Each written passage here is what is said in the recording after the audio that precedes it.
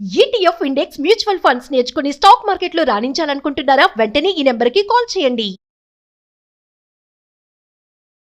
Hi viewers, India's largest digital media network Suman టీవీకి స్వాగతం. ప్రస్తుతం మనతో ఉన్నారు motivational speaker and advocate Ushasri. నమస్తే ఉషా. నమస్తే. సో ఉషా, ఈ మధ్య కాలంలో మనం బాగా కో లివింగ్ రిలేషన్స్ ఎక్కువగా చూస్తూ ఉన్నాం. అందుకేనేమో వీళ్ళు పెళ్ళి అనే దాని మీద, ఎందుకంటే వీళ్ళకి ఒక ప్రైవసీ పోతుంది, వాళ్ళు ఏం చేయాలనుకున్నది చెయ్యలేరు పెళ్ళి అయితే. సో దీనికి ఎక్కువ ఇంట్రెస్ట్ చూపిస్తున్నారు. అయితే ఈ మధ్య కాలంలో కొంతమంది అమ్మాయిలు ఆ అబ్బాయి కోలివింగ్ లో ఉండేసి ఆ అబ్బాయి కోసం కొన్ని లక్షలు ఖర్చు పెడితే ఆ అబ్బాయి చక్కగా ఇంకో ఇద్దరు ముగ్గురిని చక్కగా ఎంజాయ్ చేస్తూ ఉంటాడు. ఈ అమ్మాయి పరిస్థితి ఏంటి? పెళ్లి దాకా రాడు, పెళ్లి దాకా వస్తానంటాడు, రాడు, ఇటు ఇంకో ఇద్దరు ముగ్గురిని చక్కగా డీల్ ఇది చేస్తాడు. మనం మాట్లాడుకున్న కేసే. అండ్ ఇది ఎక్కడ జరిగిందంటే, ఇప్పుడు నీకు చెప్పింది పల్లెటూరులో జరిగింది. చూసావా, Not పల్లెటూరులో in Hyderabad. ఏం ఉండదు. పట్టణం అమ్మాయిలు నమ్మొద్దు, నేను పేర్లు సిటీలో చెప్పలేను, అమ్మాయిలు ఆ అంటారు. క్లయింట్ పేరు, బట్ నీకు సారాంశం చెప్పాను. ఎగ్జాక్ట్లీ ఇలాగ మన హైదరాబాద్ లో నా ఫ్రెండే, వాడు బ్యాంక్ మేనేజర్, సరదాగా ఒక 3 కోలివింగ్ స్పేస్ కట్టుకొని 5 స్టార్ ఎమ్యూనిటీస్ తో ఒక్క రూము 48,500 మాత్రమే పర్ మంత్ కి. మంచి 5 స్టార్ ఫెసిలిటీస్ ఉంటాయి, co living space.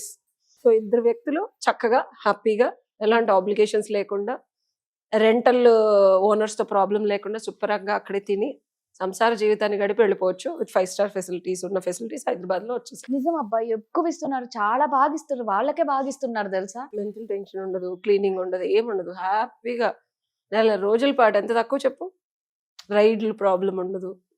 So by the way, it's not obligated to law. అంటే ఆ కోలివింగ్ వల్ల నీకు ఎలాంటి రైట్స్, అంటే నువ్వు వెళ్ళి మోసం చేశాడని పెట్టడానికి యాజ్ అ రిలేషన్షిప్ గా ఉండదు, కానీ నార్మల్ గా నీకు చీటింగ్ కేసులు అవి పెట్టుకోవచ్చు. సో నేను అమ్మాయిలకి చెప్పొచ్చేది, నేను ఇప్పుడు చెప్పిన అమ్మాయి పాపం కంట తడిగా ఏడుస్తూ ఇంకొక అబ్బాయి పెళ్లి చేసుకుంటానని రెడీగా ఉన్నా, ఈ పర్టికులర్ కేసు ఇంకా డీటెయిల్స్ నీకు చెప్పాలి అంటే, ఆ అమ్మాయికి తండ్రి లేడు.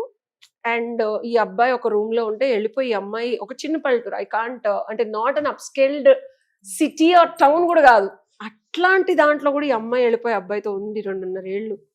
అబ్బాయికి ఈ అమ్మాయి రెక్కల కష్టం మీద 3,82,000 ఒక చిన్న, నేను ప్రొఫెషన్ కూడా ఎందుకులే కానీ, చిన్న వృత్తి చేసుకుంటూ ఆ అమ్మాయి కష్టపడిన డబ్బులకి రెంట్ కట్టి అబ్బాయితో, అంటే నేను నిన్ను పెళ్లి చేసుకుంటాను అది ఇది అని చెప్తూ, షీ కేమ్ టు నో ఇంకొక అమ్మాయితో కూడా అవే మాటలు చెప్తున్నాడు అని చెప్పి.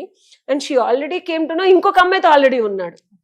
సో వాళ్ళ ఫ్రెండ్స్ని అడిగితే, ఇప్పుడు వీళ్ళిద్దరికి సమాధానం చెప్పి, మీ ఇద్దరితో కాదు 3 అమ్మాయితో ఉంటానని చెప్పాడు.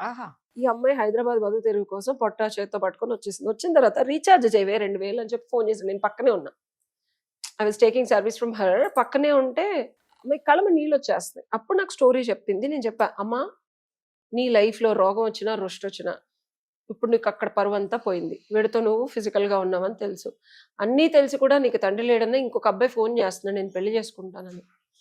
ఎమోషనల్గా ఈ అబ్బాయిని వదలలేకపోతుంది.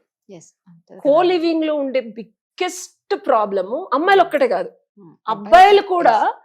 ఒకసారి అమ్మాయితో ఉన్న తర్వాత ఎమోషనల్ గా వాళ్ళని వదలలేక వీళ్ళు మూవ్ ఆన్ అయిపోయి ఇంకొకరితో ఉన్నా సరే వాళ్ళనే తలుచుకుంటూ ఉండే పరిస్థితులు చాలా ఎక్కువ కేసులు చూస్తున్నాం. సో నేను కో లివింగ్ లో ఎంటర్ అయ్యే ముందు నేను చెప్పొచ్చేది ఏంటంటే, ఒక కాంట్రాక్ట్ రాసుకోండి. సొల్యూషన్ చెప్తున్నాను ఇప్పుడు నీకు, especially when it involves money. ప్రేమగా ఉన్నప్పుడు ఇద్దరం లైఫ్ లాంగ్ ఉంటాము. వీడు అసలు ఎంత చక్కగా చెప్పాడంటే, నేను నీకు ఎప్పుడైనా చెప్పాను పెళ్లి చేసుకుంటానని, నాతో ఉన్నావు 2 ఏళ్ళు ఉన్నావు పెళ్లి చేసుకుందాను కాన్వర్సేషన్, అదేదో ఎమోషనల్ గా నేను మూడ్లో ఉన్నప్పుడు చెప్పాను. నేను ఈ రోజే నా మాట ఇచ్చాను నీకు పెళ్లి చేసుకుంటానని. నాతో ఇదిగా ఉంటున్నావు, ఫిజికల్ గా ఉంటున్నావు అంటే, సో వాట్. అబ్బాయిలు అంత చాకచక్యంగా ఉన్నారంటే, నేను ఇష్టపడ్డానని చెప్పాను, పెళ్లి చేసుకున్నాను చెప్పలేదు కదా. నాతో ఎందుకు పడుకున్నావు అంటే, నీకు ఇష్టమే పడుకున్నావు, నా దగ్గర డబ్బులు ఎందుకు తీసుకున్నాను, నేను అడిగినప్పుడు నువ్వు ఇచ్చావు, ఇవ్వకుండా ఉండాల్సింది ఎవడేమన్నాడు నిన్ను. అసలు నాకు ఆ మాటలు ఏంటంటే రాదా. ఇట్లాగా వైస వర్స, అబ్బాయిలు డబ్బులు పెట్టిన తర్వాత అమ్మాయిలు కూడా ఇలా నీకన్నా ఇంకా బెటర్ గా డబ్బులు సంపాదించేవాడు, కార్లు కొనిచ్చి గిఫ్ట్లు కొనిచ్చేవాడు వచ్చినప్పుడు ఇన్ని వదిలేసి వెళ్ళిపోయిన పరిస్థితులు కూడా ఉన్నాయి. సో బిఫోర్ మనం మనసు ఎవరికన్నా ఇచ్చే ముందు జాగ్రత్తగా పద్ధతిగా ఆలోచించి ఇవ్వాలి. ఎప్పుడు పడితే వాడు దాన్ని తీసుకొని వాడుకొని వదిలేయడానికి ఆస్కారాలు చాలా ఉన్నాయి. Correct, okay. కోలివింగ్ లోకి బాగుంది కదా అని చంకలు గుద్దుకుంటే వెళ్ళిపోవడం కాదు. ఆఫ్టర్ ఎఫెక్ట్స్ ఆలోచించుకొని బయటకు ఎలా రావాలో క్లారిటీ లేకుండా వెళ్ళిపోవద్దు. వెళ్ళడం బాగుంటది, బయటకు రావడమే కదా పద్మవ్యూహం కనిపిస్తుంది. 6 మేజర్ బ్రేకప్లు నన్ను అడిగి నేను చెప్తా, వెళ్ళటం గొప్ప కదా, ఆ రిట్ల నుంచి బయటకు వచ్చేంత ప్రశాంతంగా ఉన్నా నేను. అందుకే మరి మనం ప్రో అయిపోయాం. మంచి ఎక్స్పీరియన్స్. నాకు ఎక్కడన్నా ఎమోషనల్ స్కార్స్ చూసావా నువ్వు? లేదు. ఎక్కడైనా ఎప్పుడైనా నేను బిగ్గెస్ట్ స్కిల్ లేకపోతే ఇంత రీసెర్చ్ చేయగలుగుతున్నానంటే మనం అనుకుంటాం వెళ్లే ముందు ఆలోచించుకోవాలి అని. ఇప్పుడు నేను చెప్పినా సరే కొన్ని సందర్భాలు నేను కూడా ఆలోచించుకోను. ఇప్పుడు ఎగ్జాంపుల్ ఈ 90 days రిటర్న్ పాలసీ అబ్బాయి ఉన్నాడు, 90 days ట్రై చేశాను, మనకు వర్కౌట్ అవ్వట్లేదు, ఇచ్చేసాను. బట్ ఇచ్చేసేటప్పుడు వదిలేసేటప్పుడు ఆ పెయిన్ చాలా ఉంది నాకు. It was not easy. But దాన్ని నేను మాస్టర్ చేశా. ఓకే, నా ఎమోషన్స్ వేరు, నా మెంటల్ ఎబిలిటీ వేరు, నేను యాజ్ ఎ పర్సన్ వేరు. నేను యాజ్ ఎ పర్సన్ ముందుకెళ్ళాలి అంటే ఈ ఎమోషన్స్, ఈ మెంటల్ ఎబిలిటీ ఇప్పుడున్నది ఫ్యూచర్ ఉషకి కరెక్ట్ కాదు. కరెక్ట్ కానప్పుడు ఫ్యూచర్ ఉషని ముందుకు తీసుకెళ్ళి నేను కెరీర్ మీద ఫోకస్ చేసుకుంటూ, ఇంకేదైనా స్ట్రెస్ ఉంటే ఫ్రెండ్స్ తో మాట్లాడుకుంటూ అప్ స్కేల్డ్. నేను ఈ ఆఫీసర్ ని 1 year US వెళ్ళే ముందు కలిసా నేను. I said like I really want. And ఎంత ఇంటెలిజెంట్ అంటే ఎన్ని ఎమోషన్ ఇట్లా డిస్మాండిల్ చేస్తాడు. Is like pro in emotions. అట్లాంటి వాళ్ళు మనకు ఉన్నారు కాబట్టి తన దగ్గరికి వెళ్ళి నేను మాట్లాడి నన్ను నేను క్లీన్ చేసుకొని నేను ఇది అసలు who is he to you అని అడిగాడు. నోబడి. మరి నోబడి అయినప్పుడు అసలు అతను అన్ని మాటలన్నీకి నువ్వు ఎట్లా యాక్సెప్ట్ చేస్తా అంటే ఇష్టం. ఏం పీక నీకు ఇష్టం అన్నాడు.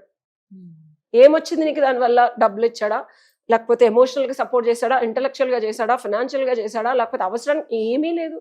ఏమి ఇష్టం నీకు? దేనికి వచ్చింది ఇష్టం? ఒక ఫ్యాబ్రికేటెడ్ రియాలిటీ చూపించి ఆ రియాలిటీనే జరుగుతుంది ఫ్యూచర్ లో అని నిన్ను భ్రమ కలిగించాడు. దానికి నువ్వు ఒక గుర్రం ఎలా అయితే ఇలానే చూపించిందో దట్ ఈస్ కాల్డ్, ఇది మనం మళ్ళీ మాట్లాడుకుందాం, డార్క్ సైకాలజీ అంటారు. మనకు తెలుసు మనం తప్పు చేస్తున్నామని, అండ్ మనకి తెలుసు అతను చెప్పేది తప్పని, అతనితో ఉండటం తప్పు చేస్తున్నాం తెలుసు. అండ్ మనం ఏమీ చేయకపోయినా అతను మనల్ని కావాలని టార్చర్ పెట్టడం, నువ్వు తప్పు చేసావు, నువ్వు తప్పు చేసావు, నువ్వు తప్పు చేసావు అని చెప్తే అది నమ్మేసి మనం ఆ ఊబిలో పడిపోతాం. That's what he did to me. అసలు డిస్మాండిల్ చేయడం ఎంత కష్టమో తెలుసా? And I did it and you saw me today. ఇప్పుడు నైట్ నుంచి ఇంత డాంటింగ్ అయినా ఇన్ని వీడియోలు చేసాం మనం. అసలు ఏమన్నా నాకు ఎమోషనల్ స్కార్స్ చూసావా? చూడలేదు. The moment you dismantle. So ఈ కో లివింగ్ లోకి వెళ్ళినప్పుడు బయటకి రావడం, డిస్మాండిల్ చేసుకుంటూ రావడం is very important. And more over డబ్బులు ఖర్చు పెట్టి గిఫ్ట్లు ఇచ్చి సుఖపెట్టినన్ని రోజులు ఇది బాగుంటది. కరెక్ట్. ఎయిదర్ పార్టీస్ మనం అనుకుంటాం ఒక తోడు నీడ బాధ్యత తీసుకుంటారు, బాగుంది, మనం ఒక లివింగ్ టుగెదర్ చేసిన తర్వాత లాంగ్ టర్మ్ రిలేషన్షిప్ గురించి ఆలోచించవచ్చు, అర్థం చేసుకోవచ్చు అని. It doesn't work like that. ఇప్పుడున్న ఎన్ని కో లివింగ్ లో, ఎన్ని హాస్టల్స్ లో ఎంతమంది పెళ్లిళ్ళు చేసుకుంటారు? 99% చేసుకోవట్లేదు.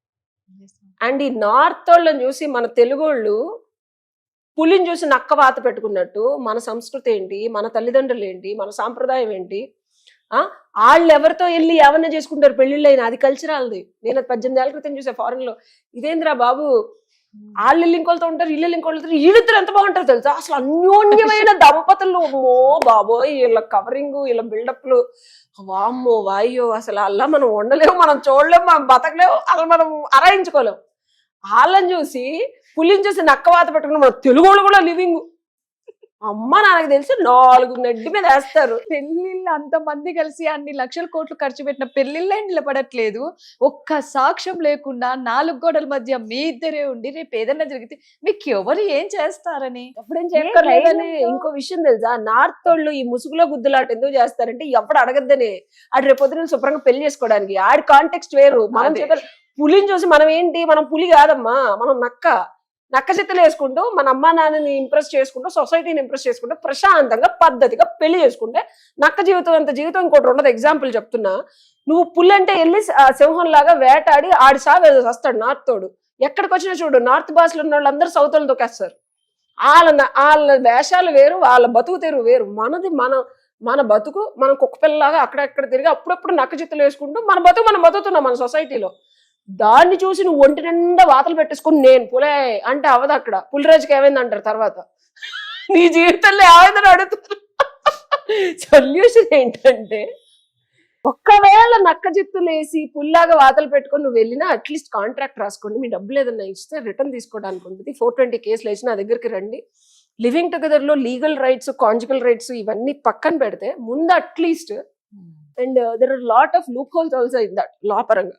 సో ఎన్ని కాన్ఫ్లిక్ట్స్ కాకుండా మీరు 2 నెలలు ఉంటే ఇది, 3 నెలలు ఉంటే ఇది, ఇష్టం ఉండి చేసిన తర్వాత రేపు పెట్టుకోవడం, ఇట్లా చాలా లీగాలిటీస్ అన్ని పక్కన పెట్టేసేయండి.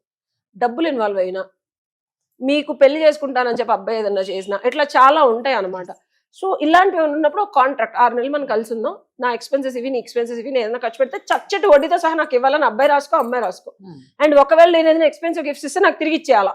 అండ్ పిచ్చాష లేకూడదు. నేను నీతో ముద్దు పెట్టుకున్నది ఇన్స్టాగ్రామ్ లో పోస్ట్ చేసి రేపొద్దున నేను ఎవరినో పెళ్లి చేసుకున్న తర్వాత ఈ పిచ్చాషాలని వేయకూడదు. వేసావా నేను బొక్కలా వేస్తానని చెప్పి నేను నా దగ్గర రండి, నేను కాంట్రాక్ట్ రాస్తాను. Very expert in writing contract. ప్రశాంతంగా హ్యాపీగా మీ ఇద్దరు మీ మరు జీవితంలో, అంటే ఇద్దరు ఒకవేళ బ్రేకప్ అయిపోతే ప్రశాంతంగా నేనే వెడగొడతాను, ఎవడెవడు ఇంకోటి డిస్టర్బ్ చేయకుండా కన్నెత్తి చూసి లేకపోతే నీడం తాకాలన్నా భయపడేలాగా చక్కగా కాంట్రాక్ట్లు రాసుకుందాం. Not agreement, it's not an agreement. అందరూ అగ్రిమెంట్ అనుకుంటారు. As a lawyer 100 rupees bond paper మీద కాంట్రాక్ట్ రాయిస్తా, సంతకాలు పెట్టిస్తా. ఏ పోలీస్ స్టేషన్ జ్యూరిడిక్షన్ ముందు ఒక కంప్లైంట్ ఎఫ్ఐఆర్ కూడా రాసి పెడతా. ఏదైనా తేడా వస్తే వేసి పడేడు. చెప్పేసింది కదా. సో ఇలా ఎవరన్నా సతమతం అవుతూ మూడో వ్యక్తికి చెప్పుకోలేకపోతున్నాం, చాలా బాధను దిగమింగుకుంటున్నాం, చాలా డబ్బులు ఖర్చు పెట్టుకున్నాం, అది అబ్బాయి కానీ అమ్మాయి కానీ, ఖచ్చితంగా ఉషాని కాంటాక్ట్ అవ్వండి, కరెక్ట్ సొల్యూషన్ ఇస్తాం. Thank you.